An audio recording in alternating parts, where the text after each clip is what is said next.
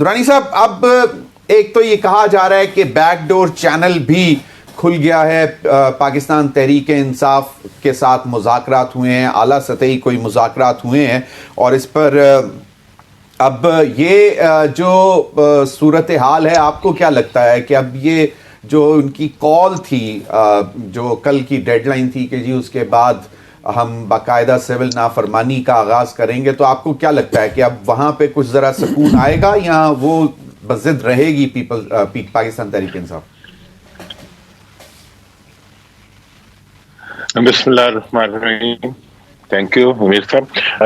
یہ جو اس وقت کی صورتحال، جیسے آپ نے بڑا اچھا ایک انالیسس رکھا، میں تو یہ سمجھتا ہوں کہ بیک ڈور رابطے تو کبھی ختم ہوتے نہیں ہیں اور ہمیشہ ہی رہے، اور آج بھی ڈیفینیٹلی ہوں گے، اور ان کی وجہ ڈیولپمنٹ ہیں جو کہ نیشنل انٹرسٹ میں اور وقت کی ضرورت فیصلے ہیں جو حکومت کو کرنے ہیں، اور ان فیصلوں کے نتیجے میں اگر وہ آگے بڑھتے ہیں اور ایک ریکنسیلیشن کی طرف جاتے ہیں تو پھر یقینی طور پر حالات آگے کی طرف جائیں گے. اور جہاں تک اس وقت کی صورتحال ہے، جو انہوں نے کال دی ہوئی ہے سول نافرمانی کی، اصل میں دو کالز ایٹ اے ٹائم چل رہی ہیں سول نافرمانی کی. ایک سول نافرمانی کی تحریک ہے جو حکومت کی طرف سے چل رہی ہے، جس میں 26ویں آئینی ترمیم آ رہی ہے، جس میں ایک مقدمہ ختم ہوتا ہے تو 12 مقدمے اور بن جاتے ہیں، جس کے اندر کے جس کو چاہتے ہیں پکڑ لیتے ہیں، جس کو چاہتے ہیں روک دیتے ہیں.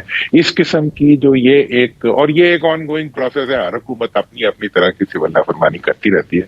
لیکن میرا یہ رائے ہے، کنسیڈرڈ اوپینین ہے، کہ سول نافرمانی اپنے ملک کے اندر پولیٹیکل پارٹیز کے لیے کوئی بہت اچھا یا پسندیدہ اقدام نہیں ہوتا. تو میری تو یہی توقع ہے کہ اس وقت جو ہے وہ پولیٹیکل پروسیس اور پولیٹیکل ایکٹیویٹی کے ذریعے جو ہے حالات کے اندر اپنے اپنے جو آبجیکٹیوز ہیں ان کو اچیو کرنے کے لیے، اور نیشنل آبجیکٹیو جو اس وقت پوری قوم کا ہونا چاہیے اور ہے اور وقت کی ضرورت بھی ہے، وہ یہ ہے کہ ریکنسیلیشن ہو. اور ریکنسیلیشن کا جو آبجیکٹیو ہے وہ اس کے لیے پہلا قدم حکومت کو ہی لینا پڑتا ہے. جس وقت حکومت یہ قدم اٹھاتی جائے گی، جس طرح مولوی درانی صاحب، رانا ثناء اللہ صاحب کہتے ہیں کہ اگر پہلے ہی کہہ دیا جائے کہ جناب یہ باتیں ہماری مانیں، تو پھر وہ کہتے ہیں کہ مذاکرات کی پھر ضرورت کیا ہے اگر آپ پہلے ہی باتیں منوانے کے اوپر آ جاتے ہیں. تو اب ہاں، یہ بات ان کی ٹھیک ہے کہ باتیں منوا کے مذاکرات شروع نہیں ہوتے، لیکن جیلوں میں بند کر کے بھی مذاکرات شروع نہیں ہوتے. مطلب یہ ہے کہ اپنے اوپوننٹس کو جو ہے زندان میں ڈال کے اور سیاسی جو لوگ ہیں ان کو گرفتار اور ان کو سفوکیٹ کر کے جو ہے آپ مذاکرات نہیں کر سکتے. بھٹو صاحب نے بھی کیے تھے. پاکستان میں جو آخری سیاسی مذاکرات ہوئے تھے وہ بھٹو صاحب کے زمانے میں ہوئے تھے، لیکن انہوں نے یہی کیا تھا کہ بڑے دہشت گردی کے مقدمے بنے ہوئے تھے، بہت بڑے بڑے مطلب ایشوز تھے، ان سب کو ایک سائڈ پہ کرتے ہوئے اپنے اوپوننٹس کو اپنے سامنے لا کے بٹھایا تھا. اس کے بعد جو ایجنڈاز ہوتے ہیں، جو ڈسکشنز ہوتی ہیں، ان ڈسکشنز میں سے آگے بڑھنے کے راستے لیکن پنجروں میں ٹانگ کے ڈائلاگ نہیں ہوا کرتے.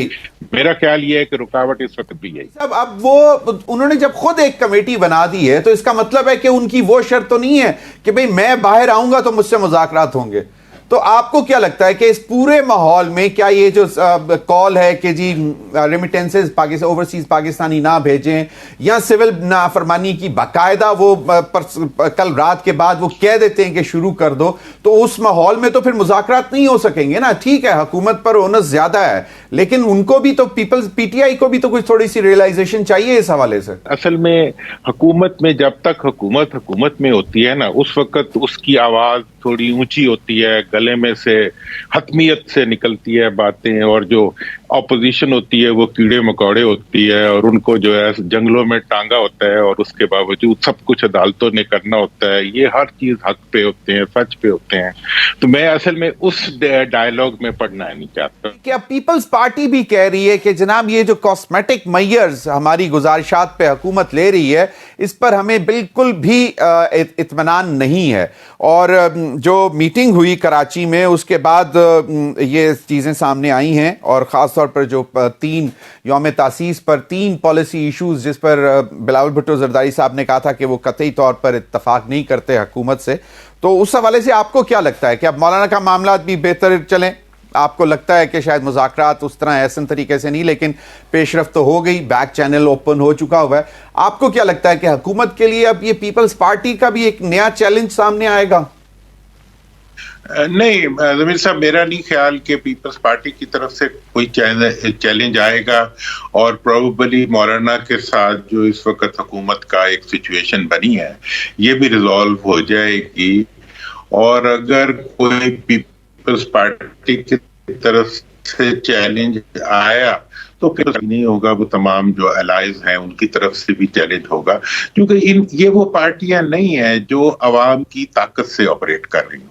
ये एक मतलब अनदेखी ताकतों के इशारों पर चलने वाले वो चाबी वाले गुड्डे हैं, और ये उसी तरह चलते हैं जिस तरह इनको कहा जाएगा, तो ये उसी तरह चलेंगे। तो मुझे नहीं लग रहा है कि पीपल्स पार्टी साहब तो बाकायदा पॉलिसी इश्यूज की बात कर रहे हैं सर, वो तो वो बेचारे कई दफा पॉलिसी इश्यूज को लेके आ चुके हैं और उन्हीं इश्यूज के साथ वापस जा चुके हैं, और बाकी भी इसी तरह के सारे हैं। इसलिए इस वक्त जो भी चैलेंज हुकूमत के लिए आएगा वो उन पार्टीज की तरफ से आएगा जो इस वक्त हुकूमत की सपोर्ट में नहीं खड़ी। जो हुकूमत के अंदर हैं वो हुकूमत ओहदों में और उसी के दरमियान में रहेंगे। ये मैं आपको बिल्कुल क्लियरली कहता हूँ। इस वक्त पीपल्स पार्टी और नून इस पोजीशन में नहीं है कि वो अवाम के सामने अवाम की ताकत पे डट के खड़ी हो सके। वो वही करेंगी जो वो आपस में एक दूसरे के साथ कभी आंखें दिखा दी, कभी माहौल। आपके स्पेस भी तो लेनी होती है ना 80% स्पेस एक ही पार्टी को जा रही है, तो वो क्या करें कि उनको भी थोड़ी सी मीडिया में स्पेस मिले। तो इसी किस्म के बयानात और धमकियां और चले। अब दुरानी साहब आप मुझे जरा उस पहले सवाल का भी जवाब दे दें कि जी आपको क्यों लगता है कि ये मामला इस तरह इन हालात में जो है वो मुज़ाकरात पीटीआई के साथ ऐसे तरीके से नहीं हो सकेंगे, और अयाज सादिक साहब तो कहते हैं कि भी हमें अगर किसी की मिन्नत भी करना पड़ी तो हम कर लेंगे, तो वो तो बहुत बड़ा दिल कर रहे हैं। देखिए जनाब, वो दिल बहुत बड़ा कर रहे हैं और उन्हें दिल बड़ा भी करना चाहिए। मैं तो इस चीज का वो हूं, मैंने हमेशा कहा था कि पीटीआई ने अगर मुज़ाकरात करने हैं तो उन्हें पार्लियामेंट में जाना पड़ेगा। मैं इस चीज पे, वो कहते थे जी हम एस्टैब्लिशमेंट से मुज़ाकरात करेंगे, मैंने उन्हें कहा था कि ना हो रहे हैं, ना होंगे, ना होने चाहिए। और अब अच्छा हुआ है कि पीटीआई जो है वो पार्लियामेंट में आ गई है। अब इसके बाद के जो अवामिल है उसके अंदर हुकूमत को थोड़ा सा, जिसे कहते हैं हुकूमत बनना पड़ेगा, थोड़ा सा सियासी तदब्बर शो करना पड़ता है। ये क्या है कि गला मोटे आवाज निकाल के जो आप ये वो उससे बात कर लें, उससे बात कर लें, मतलब कब चीफ जस्टिस ऑफ पाकिस्तान ने आके मुज़ाकरात किए हैं पाकिस्तान की तरफ? कौन है इस वक्त चीफ जस्टिस ऑफ पाकिस्तान? 26वीं तरमीम के बाद कहाँ है जुडिशरी? बैठी हुई है, ठीक है। अब मैं इसके बारे में 112 और भी दे सकता हूं कि जी सब कुछ ठीक है, हंकी डोरी है, तो फिर ठीक है, सब कुछ ठीक है तो बस ठीक है। तो अगर आपने फॉर्म 47 ठीक है, फॉर्म जो है हुकूमत भी ठीक है, इनकम्प्लीट असेंबली भी ठीक है, 26वीं तरमीम भी ठीक है, जो अपोजिशन में है वो जेलों में पड़ा हुआ ठीक है, सब कुछ कानून के मुताबिक हो रहा है और हंकी डोरी है, तो बस बिस्मिल्लाह, फिर मुज़ाकरात की वाकई जरूरत नहीं है। अगर आप ये महसूस करते हैं कि अवाम में अनरेस्ट है, आपका वजीर खजाना कह रहा है कि 190 बिलियन डेली का खसारा हो रहा है मुल्क को इस टकराव की वजह से, पूरी दुनिया आपको समझा रही है कि आप आपस में रिकनसाइल करें,